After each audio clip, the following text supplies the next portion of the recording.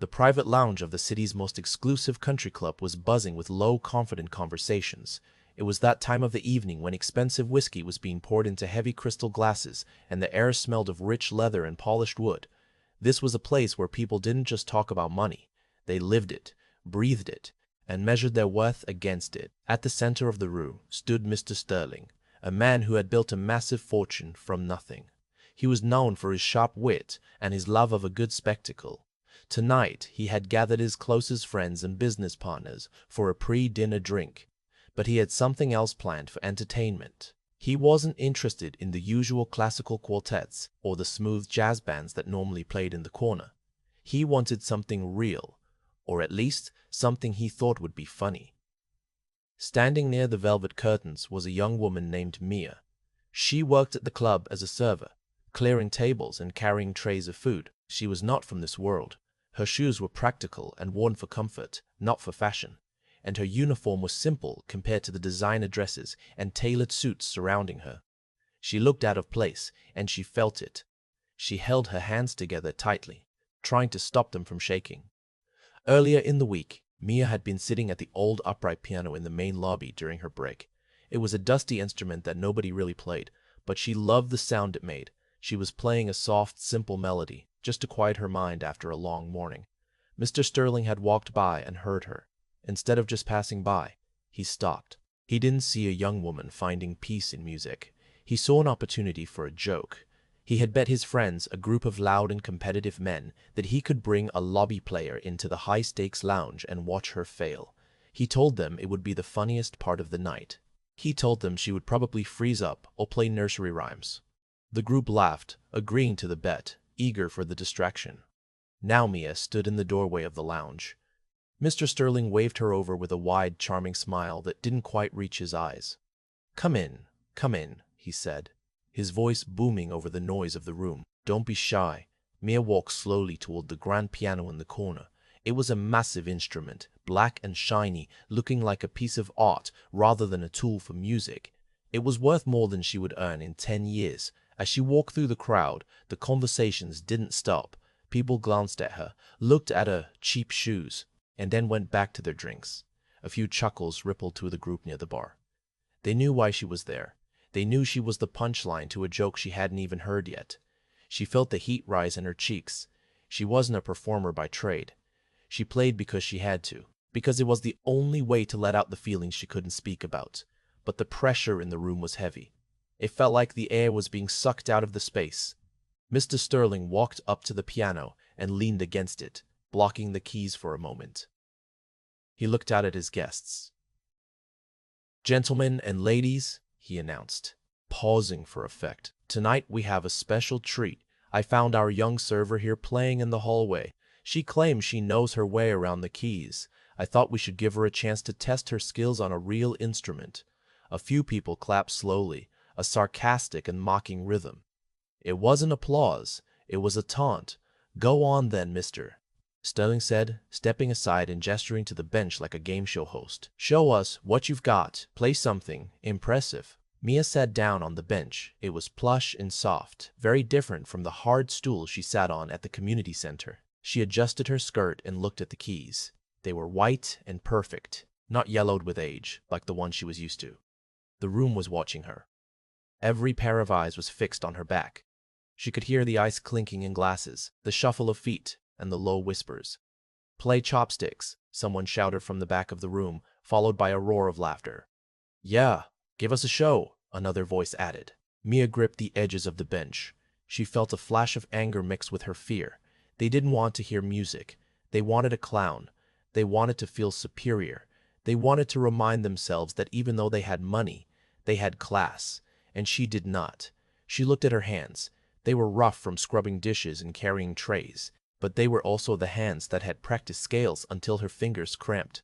She took a deep breath. She looked up and saw Mr. Sterling checking his watch, already looking bored. He was waiting for the mistake. He was waiting for the mistake. He was waiting for the moment she would stumble so he could laugh and dismiss her. He wanted to prove that talent was something you bought, not something you worked for.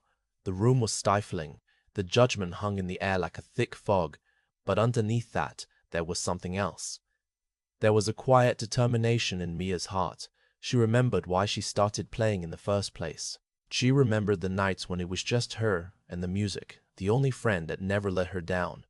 She realized that she didn't care about their money or their laughter. The only thing that mattered was the truth in the music. She didn't care about the bet. She didn't care about the bet. She didn't care about proving Mr. Sterling wrong. She just needed to play. She needed to fill this cold, expensive room with something warm and real. Mia placed her fingers on the keys. The laughter in the room was still going on, but it started to fade into the background for her. She blocked out the faces and the expensive clothes. She focused entirely on the feeling of the ivory keys beneath her fingertips. She was going to play, not for them, but for herself. And as she sat there, preparing to strike the first note, the air in the room shifted. The mockery was about to meet something it wasn't prepared for. The silence that followed was not the peaceful kind. It was heavy, thick with the weight of 30 wealthy people waiting for a crash. To them, this was just a game, a small break before their dinner was served. They sat in their velvet chairs, swirling their drinks, eyes narrowed with judgment. Mia could feel their gaze like a physical pressure on the back of her neck. It was the feeling of being an outsider, of stepping into a world where you were told you didn't belong. She sat on the long bench, her feet planted firmly on the floor. The piano in front of her was enormous. It wasn't like the old beat-up instrument she practiced on at the community center. That piano had chipped keys and pedals that stuck if you pressed them too hard. This one was sleek, perfect, and dangerous. One wrong note would echo through the high ceiling like a gunshot. And she knew they were waiting for that gunshot. They were waiting for her to mess up so they could turn back to their conversations and say, "See, she's just a server." Mr. Sterling was still standing by the side of the piano, checking his fingernails. He looked completely unbothered, as if he was already planning his next joke. He had turned this into a spectacle without a second thought for how it might feel to be the one sitting on the bench. For him, people were either assets or entertainment, and tonight, Mia was the entertainment. Mia took a deep breath. She let the air fill her lungs slowly, trying to calm the racing of her heart. She closed her eyes for a moment, shutting out the glittering chandeliers and the gold-framed paintings. She shut out the smell of expensive cologne and perfume. She needed to find a quiet place inside her mind. She thought about the small apartment she grew up in. It was always noisy, with traffic outside and neighbors arguing through thin walls. The only quiet she ever found was when she put headphones on and listened to old records, or when she found a piano to play. Music was the only thing that made sense when everything else in her life was chaotic. It was the one thing that couldn't be taken away from her. Her hands hovered over the keys. They trembled slightly, not from cold, but from the sheer adrenaline of the moment. She could hear a whisper from the back of the room, someone muttering a bet about how long she would last before giving up. It stung, but it also hardened her resolve. She wasn't here to win their approval. She was here because she loved the sound, and she wasn't going to let them ruin that for her. Then she remembered something her grandfather used to tell her. He was a simple man who worked with his hands all his life. He said, "Never let the size of the crowd scare you. The music is bigger than all of them." Mia opened her eyes. She looked down at the black and white keys, ready to speak the only language she truly trusted. She didn't start with a bang. She didn't try to show off with fast, loud notes to scare them into silence. That would have been what they expected, a desperate attempt to prove herself. Instead, she lowered her hands and pressed down on the lower keys. A deep, resonant sound filled the room. It was a single note, but it was rich and full, vibrating through the floor and up into the bones of everyone listening. It wasn't the sound of a cheap parlor trick. It was the sound of depth. She began to play. It wasn't a famous classical piece that they might recognize from a movie or a commercial. It was something she had been working on for months, a mix of old folk songs and the sad jazz tunes she heard on the radio late at night. The tempo was slow, almost like a heartbeat. The melody was simple, but the way she played it was complex. It felt like she was telling a story without saying a single word. The reaction in the room was instant, though it was subtle at first. The man who had been whispering stopped talking. The clinking of ice in glasses seemed to pause. A few people turned their heads away from their friends to actually look at the stage. Mia's fingers moved across the keys with a gentleness that contradicted the harshness of the room. She didn't strike the keys, she caressed them. The music that came out was sad, but incredibly beautiful. It sounded like loneliness, like standing on a porch watching the rain fall, but it also sounded like hope. She kept her eyes fixed on her hands, afraid to look up at the crowd. She could feel the atmosphere shifting. The air of mockery was starting to dissolve, replaced by something else: confusion. They had come expecting a clown, but they were hearing an artist. As the song progressed, Mia started to forget where she was. The anxiety in her chest began to loosen, replaced by the flow of the music. She was no longer a server in a country club. She was a musician in her element. The notes flowed one into another, creating a river of sound that cut through the tension in the lounge. The people in the front row, the ones who had been smirking just minutes ago, were now leaning forward in their seats. They weren't looking at her clothes anymore. They weren't looking at her worn-out shoes. They were listening. They were trying to understand what this young woman, with no formal training and no fancy title, was trying to say. Mia played a sequence of chords that rose in volume, getting stronger and more urgent. It was the emotional peak of the song, the part where the sadness turned into strength. She hit the keys harder now, and the piano sang out, loud and clear. It was a sound that demanded attention, a sound that wouldn't be ignored. She heard someone in the room clear their throat nervously. It was the sound of discomfort, but not the kind she feared. It was the discomfort of realizing you had judged someone wrongly. It was the awkward feeling of seeing the human behind the uniform. For the first time since she walked in, Mia felt in control. The piano was hers. The rhythm was hers. She was weaving a spell that held the room captive. She wasn't playing to impress Mr. Sterling or his guests. She was playing to honor the struggle, the long hours of work, and the dream of something better. She poured all of that into the music, letting the vibration carry her feelings into the air. The tension in her shoulders dropped away. She swayed slightly with the music, lost in the melody. She knew she had them. She couldn't see their faces, but she could feel the energy of the room. It had changed from a place of judgment to a place of listening. The walls of class and money seemed to fade away, leaving just the raw connection between the player and the listener. The music soared, filling every corner of the large lounge. It bounced off the polished floors and the glass windows, wrapping around the wealthy guests like a blanket they weren't expecting. They sat there, drinks forgotten, masks slipping, listening to a girl they had thought was a joke. And as Mia played on, she realized she wasn't just playing a song, she was playing her truth. And it was louder than any laughter they could throw at her.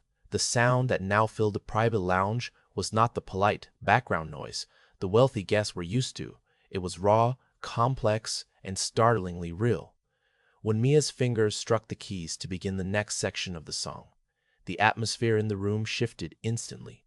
The air, previously thick with judgment and arrogance, seemed to thin out, cleared by the sheer force of the melody. This wasn't a flashy performance designed to show off how fast her fingers could move. It wasn't about technical perfection or impressing music professors. It was something much deeper.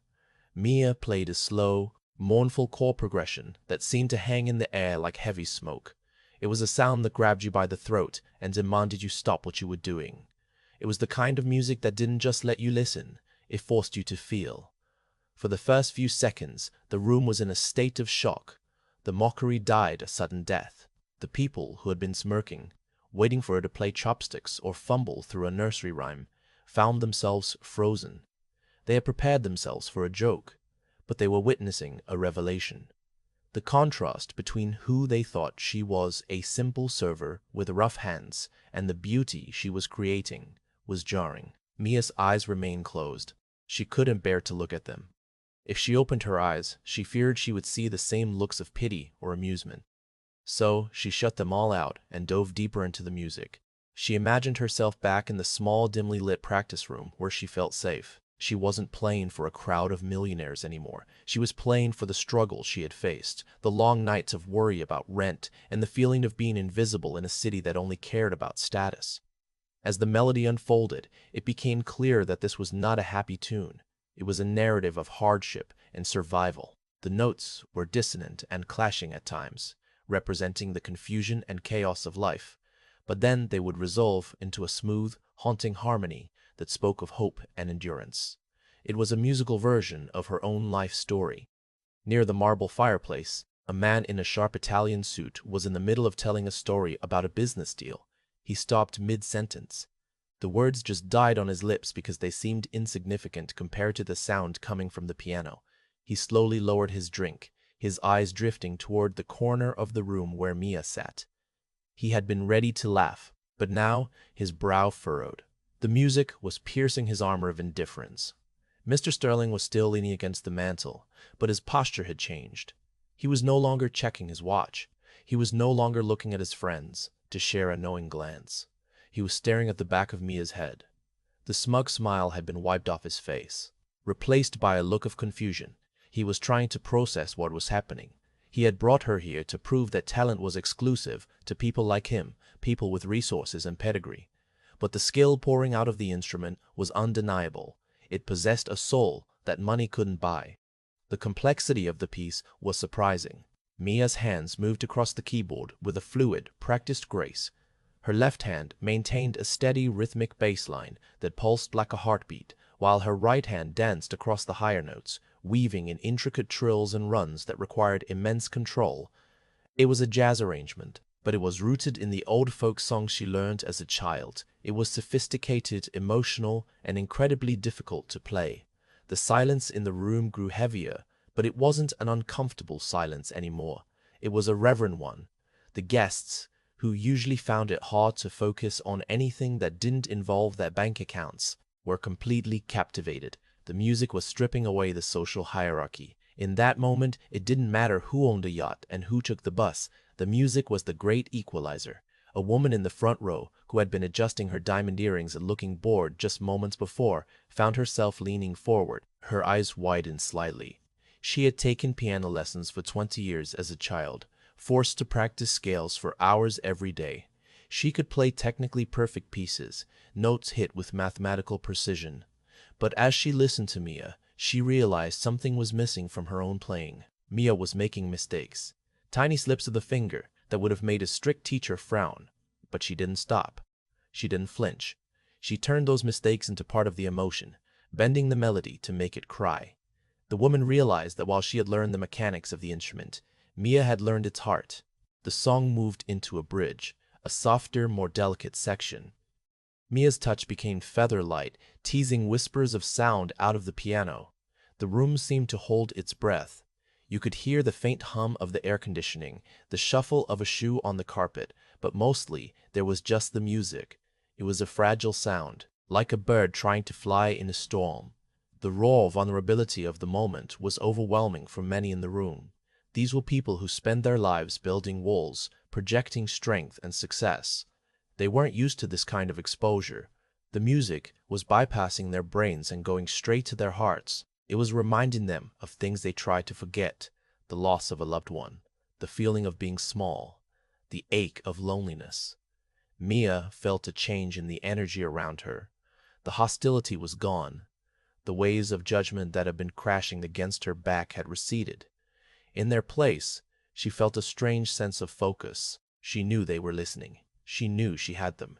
It gave her a surge of confidence. She pressed down on the keys with a little more force, letting the sound swell, filling the high-vaulted ceiling of the lounge. She wasn't just playing notes. She was telling a story about dignity. She was showing them that just because she served them drinks, it didn't mean she didn't have a universe inside her. The music was her voice saying, "I am here. I matter. And I have something to say that is worth hearing." As the melody climbed higher, becoming more urgent and intense, the transformation of the room was complete. The side conversations had completely stopped. No one was looking at their phones. No one was sipping their drinks. Every eye was fixed on the young woman in the simple uniform. The joke had failed spectacularly. The mocking laughter that Mr. Sterling had anticipated was nowhere to be found. Instead, there was a profound, stunned realization that they were in the presence of something rare. They were witnessing a moment of pure, unfiltered humanity in a place that was usually entirely artificial. Mia didn't know any of this for sure, but she could feel it. She could feel the power shifting. She wasn't the victim anymore. She was the creator. And as she navigated the complex chord changes, leading the song toward its climax, She knew that she had already won. She had turned their theater of cruelty into a cathedral of sound, and she was the one holding the key. As Mia guided the melody into the bridge, the music took on a life of its own, moving through the expansive lounge like a rising tide. The room, which just minutes ago had been a fortress of arrogance, was now crumbling under the weight of genuine emotion. The transformation was not loud or abrupt. It was a quiet, inevitable surrender. The people in the room were used to controlling things: markets, employees, trends. But this music was something they could not control. It was wild, unpredictable, and deeply human. Mia's fingers moved with a fluid grace that seemed impossible for someone carrying so much tension. She was no longer sitting stiffly on the bench. She was swaying slightly, her body bending into the instrument. The sound she produced was rich and full, filling every corner of the high-ceilinged space. It bounced off the polished mahogany tables and the expensive abstract art on the walls, refusing to be ignored. The dissonance she played wasn't harsh. It was aching. It sounded like the feeling of missing someone you love, or the memory of a pain that has faded but not entirely disappeared. The effect on the audience was profound and visible. A man in the back row, known for his stoic demeanor and hard-nosed business tactics, found his hand reaching for his chest. He didn't know why, but the music was pulling at something buried deep inside him. Maybe it reminded him of a time before he had money, when he was just a kid with big dreams and nothing in his pockets. The barrier he put up every morning when he put on his suit was being dismantled, note by note. His eyes, usually sharp and calculating, looked misty and unfocused. Near the grand windows, a woman who had been checking her reflection in a compact mirror stopped. The mirror snapped shut with a click that was lost in the music. She had spent the evening worrying about how she looked and who she was seen talking to. But now, she looked ridiculous holding the mirror. The music made the vanity feel silly. It made the diamonds around her neck feel heavy and cold. She turned her full attention to the piano, her posture softening. For the first time all night, she wasn't performing. She was just listening. The laughter was completely gone. The whispers had died out. The clinking of ice cubes had ceased. The only sounds in the room were the deep, resonant tones of the piano and the occasional, barely audible intake of breath from the guests. It was a level of focus that Mr. Sterling rarely saw in his peers. Usually, he had to fight for their attention when he spoke at meetings, but Mia held them captive without saying a word. Mr. Sterling himself had pushed himself off the mantel. He stood still now, his arms hanging loosely at his sides. The glass of whiskey he had been nursing was forgotten on a nearby side table. He stared at Mia, but he didn't see a server. He didn't see a joke. He saw a master at work. He realized with a jolt of clarity that he had misjudged her entirely. He thought her lack of formal training meant she lacked talent, but he was wrong. She had a genius born of necessity, a soulfulness that couldn't be taught in a classroom. She had played in dive bars and empty halls, and those places had given her music a grit and a truth that his pristine world lacked. The complexity of the harmonies was increasing. Mia was weaving together threads of jazz, classical, and folk, creating a tapestry of sound that was intricate yet simple in its emotional message. She played a series of rapid, ascending runs that demonstrated a technical skill she had been hiding. Her fingers flew across the keys, a blur of motion, executing difficult passages with an ease that looked effortless. It wasn't showing off. It was the music demanding to be set free. She hit a section of the song that was incredibly loud and powerful. The piano seemed to roar, shaking the floorboards. The sound washed over the room like a wave. It was the sound of resilience. It was the sound of someone who had been knocked down again and again but kept getting back up. The energy in the room shifted from sadness to something more triumphant. The guests felt a surge of adrenaline. They felt alive. A young man, an investor who spent his days staring at numbers on a screen, felt a lump form in his throat. He looked around the room and saw that he wasn't the only one affected. The masks were slipping. The wealthy elite were allowing themselves to be vulnerable, if only for a few minutes. They were united by the music, the social lines that divided them, the old money from the new money, the bosses from the employees, didn't exist in the face of such artistry. Mia was in a state of flow. She wasn't thinking about the notes. Her hands knew what to do. She was pouring every ounce of her being into the performance. She was playing for her mother who worked 2 jobs, for her father who left too soon, and for the version of herself that used to look through the windows of places like this and wonder what it would be like to belong. She realized she didn't need to be inside to be worthy. She brought her own world with her, and it was beautiful. The tension that had been in her shoulders since she walked into the lounge had completely dissolved. She felt powerful. Not the kind of power that comes from money or authority, but the kind that comes from truth. She knew she was shocking them. She knew she was dismantling their prejudices one chord at a time. It gave her a fierce sense of satisfaction. The song began to slow down, the volume gradually decreasing. Mia transitioned from the thundering climax back into a soft, gentle melody. It was like the sun coming out after a storm. The mood in the room became peaceful, almost meditative. The guests were leaning forward in their seats, afraid to miss a single note. They didn't want the magic to end. Mr. Sterling looked at his friends. He saw a room full of people who were genuinely moved. He realized that the entertainment he had arranged had turned into a lesson, and he was the student. He felt a strange mix of humility and awe.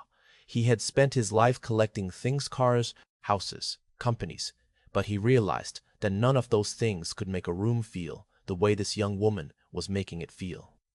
Mia's fingers slowed further. She was playing the final phrases now. The notes were sparse, lingering in the air like a farewell. She was bringing the story to a close. The room was so quiet that you could hear the soft rustle of fabric as someone shifted in their chair. The anticipation was palpable. They knew it was ending, and they weren't ready to let go. The music had stripped away the layers of cynicism and exhaustion they wore, leaving them exposed and surprisingly grateful.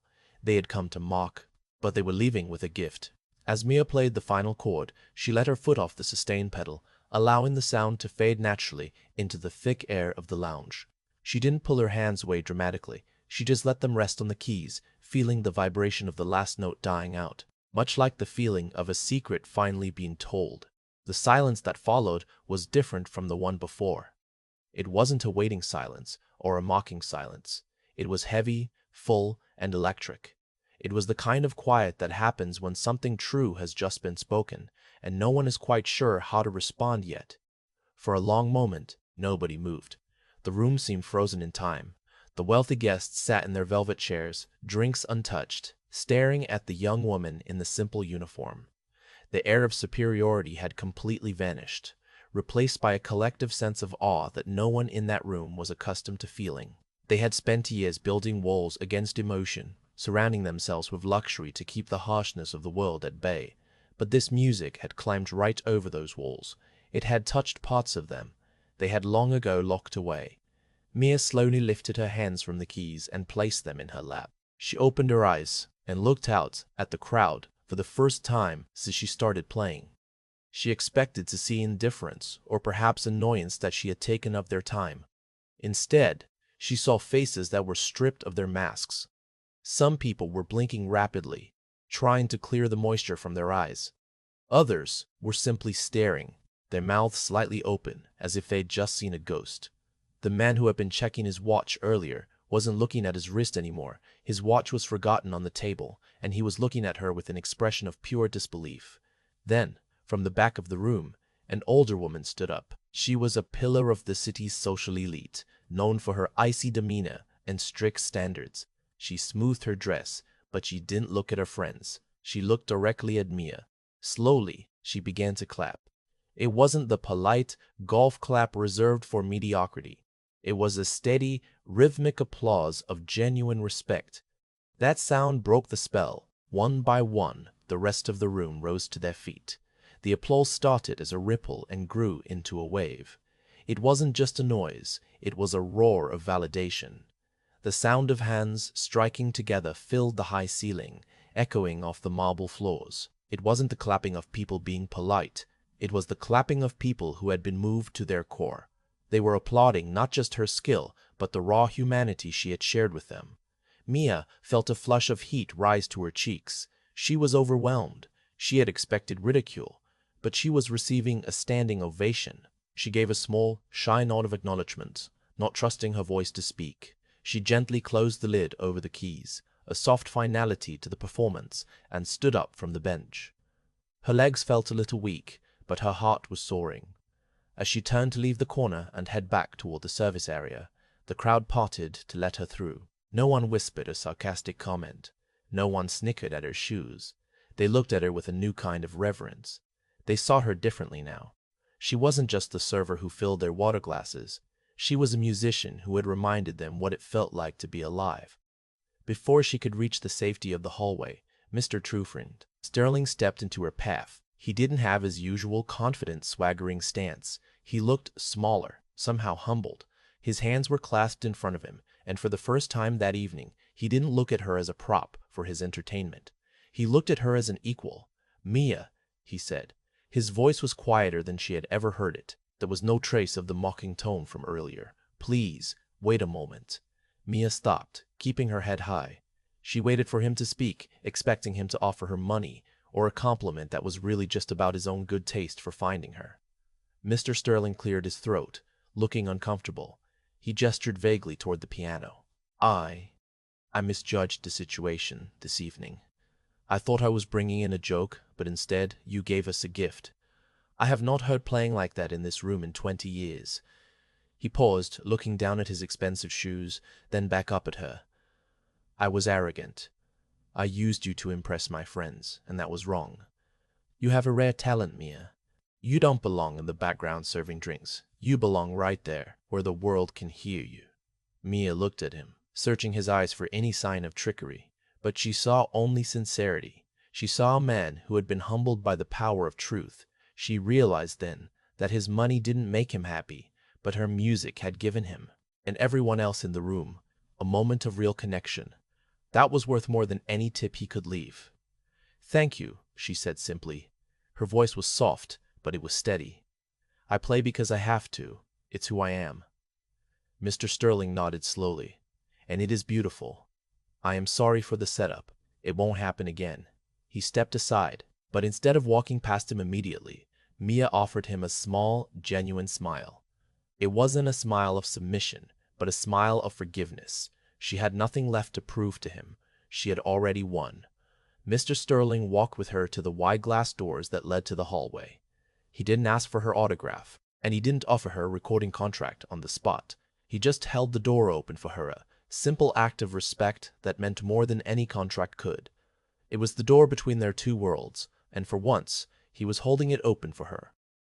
As Mia walked through the doorway, leaving the opulence and the smell of expensive cigars behind, she felt lighter than she had in years.